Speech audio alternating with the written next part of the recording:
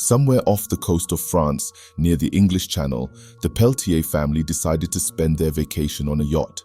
The head of the family was Jacques Peltier, an experienced sailor who thought his wife Marie and their children, 15-year-old Louis and 7-year-old Elise, would enjoy a maritime adventure.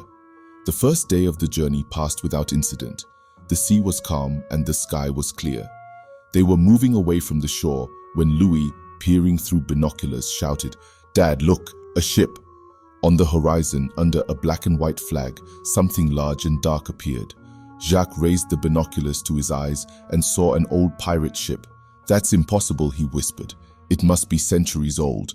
The ship looked abandoned, but it turned out it wasn't deserted at all. Jacques decided to get closer, for curiosity always overcame caution. "We should take a look," Jacques said to his family. "This could be a historical discovery." Marie glanced nervously at her husband, but agreed. They approached the old ship and tied their yacht to its side. As they climbed onto the deck of the pirate ship, they were enveloped by a deep silence, broken only by the creaking of wooden planks under their feet. Louis was the first to descend into the hold, holding a lantern. He illuminated the path through the darkness, and ghostly silhouettes reflected on the walls.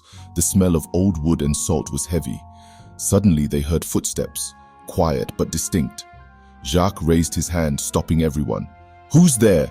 he called, but only the echo of his own voice answered. They continued to explore the ship when suddenly they heard a whisper. It was soft, unintelligible, but it filled the entire space.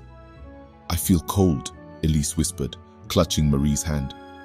"We need to go back," Jacques said firmly. "Something's not right here." But when they returned to where they had tied the yacht, it was gone. Now the ship looked different, as if it had come alive and drawn dangerously close to them. "What kind of magic is this?" Marie asked, clutching the children closer to her. "We need to find a way off this ship," Jacques said, trying to remain calm.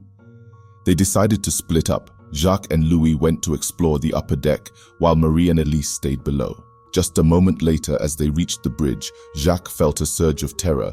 In front of him stood a ghost, transparent but clearly visible. It was the silhouette of a pirate. "You've disturbed our peace," it said in a deep, threatening voice, "and now you will stay here forever." Louis screamed and grabbed his father's hand, but the ghost seemed to disappear. They ran downstairs, where they found Marie and Elise standing terrified by the door of a cabin that had opened by itself. "We see them," Marie said in a trembling voice. "The phantoms."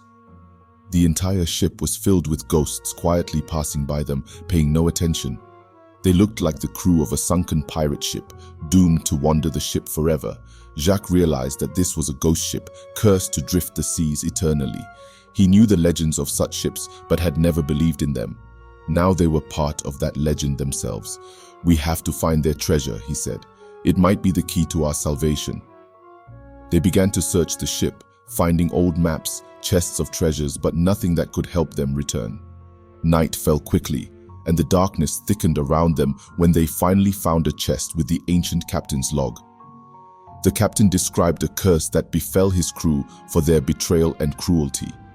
The ghosts were to guard the treasures forever, and only a soul that gained their trust could lift the curse. Jacques realized that their only hope was to help the ghosts find peace.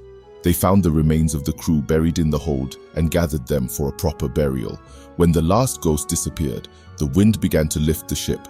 Marie screamed as the deck parted beneath their feet and everything around them started to spin. They fainted. Waking up on their yacht, which had miraculously reappeared, the Peltiers realized they were back on the surface of the sea, and the old pirate ship had vanished. They silently stared at the horizon, trying to understand if it was a dream or reality. Upon returning to shore, they decided never to go to sea again. But from time to time, on quiet nights, they could hear the whisper of the wind, reminding them of the phantom of the black wind that had forever left its mark on their hearts.